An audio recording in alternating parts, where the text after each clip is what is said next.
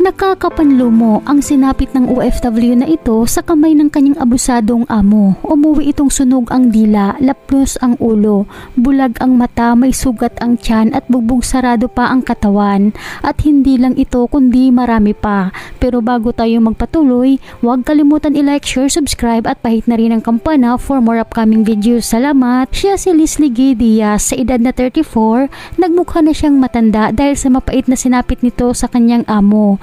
Tubong Isabela City si Kabayan ng ibang bansa bilang isang domestic helper sa kaharian ng Saudi Arabia na ngayon sumisigaw ng hustisya dahil sa matinding sinapit sa kanyang mga amo na muntik niya nang ikamatay. Ayon kasi dito sa ulat ni Kabayan, sa loob umano ng isang taong pamamalagi niya sa kanyang amo, mabuti umano ang pagtrato sa kanya. Ngunit nang papasok daw ang 2 taon, bigla na umanong nagbago ang ugali ng kanyang amo. Dito na nagsimula ang kalbaryo ni Kabayan dahil sa sinasakta na ito ng kanyang amo. Sa ulat nito, sampal at pagkulupot sa kanyang braso ang unang pananakit na ginawa sa kanya ng kanyang amo hanggang sa nasundan na umano ito ng pamamalo gamit ang sisya stainless at pinapalo rin daw siya gamit ang kutsilyo at iba pang mga bagay gaya ng walis, tray, lagayan ng tissue, lampaso, floor wiper, plansa, extension wire, wire charger, figura ng tower at orasan. At ang matindi pa ay tinusok pa umano ang kanyang mga mata gamit ang shisha na naging sanhi ng pagkabulag ngayon ng ating Kabayan. At ito pa ang nakakalungkot mga kababayan na talagang mapapamura ka maliban kasi sa nabanggit sa itaas, isinalaysay ni Kabayan na hinila umano siya at inihulog sa hagdan at tinangka pa umano siyang ipasok sa oben. Pinagtatadyakan pa umano siya sa likuran ng kanyang among babae habang nakadapa. Inuuntog-untog pa umano ang kanyang ulo sa pader. Pinalo-palo pa umano siya ng shisha at ginunting ang tiyan at pinagtataga pa umano ang kanyang mga kamay gamit ang kutsilyo. Ganito kahalimaw ang amo ni Kabayan. Lahat ng klaseng pisikal na pananakit ay ginawa nito sa ating kababayan na pumunta sa abroad para maghanap buhay. Pero ganito ang ginawa sa ating kababayan na parang hayop na unti-unting kinakatay. At ito pa ang nakakapanlumo mga kababayan. Parang robot lang itong ating kabayan kung ituring ng kanyang amo. Dahil kapag hindi pala nasusunod kaagad ang utos ng kanyang amo, ay nagagalit kaagad. Tulad na lamang ng inutusan daw siya na kunin ang pagkain pero hindi daw niya ito kaagad nakuha dahil sa natagalan daw siya sa pamamalansya ng mga damit at kulang daw ang tinapay. Sa tindi daw ng galit ng kanyang amo, plinansa daw ang kanyang braso, mukha at liig at hindi pa nakontento ang amo.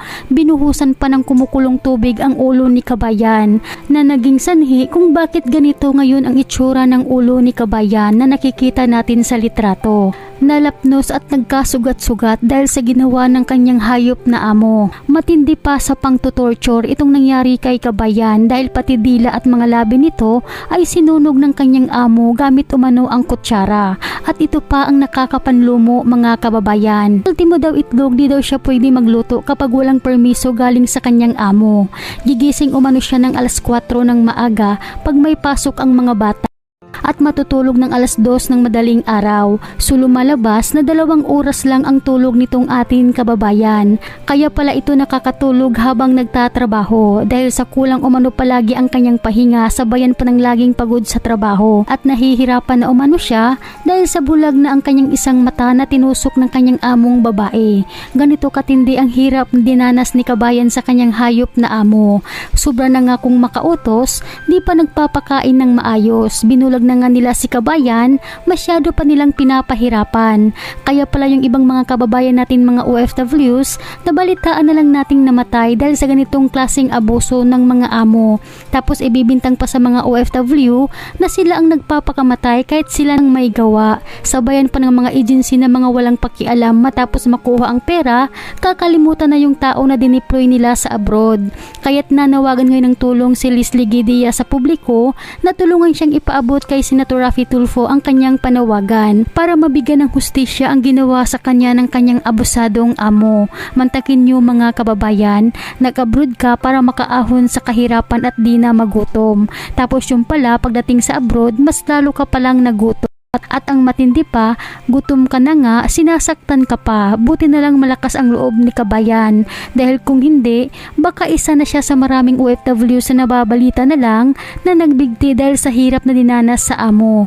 Sana matulungan natin si Kabayan, mga kababayan, para mapanagot ang amo ni Kabayan na taga Saudiya. Sa ating mga Philippine Recruitment Agency, ma'am, mga sir, mga ma'am, i-monitor naman ninyo Para mapaabot sa mga kinataas-taasan, para mapanagot ang amo ni Kabayan na taga Saudiya. sa ating mga Philippine Recruitment Agency. Ma'am, mga sir, mga ma'am, i-monitor naman ninyo yung mga deployed workers ninyo. Ano pong ginagawa ninyo? Kung kayo po ay merong monitoring, nalalaman po niyo dapat kung ano yung status ng mga workers na deployed ninyo.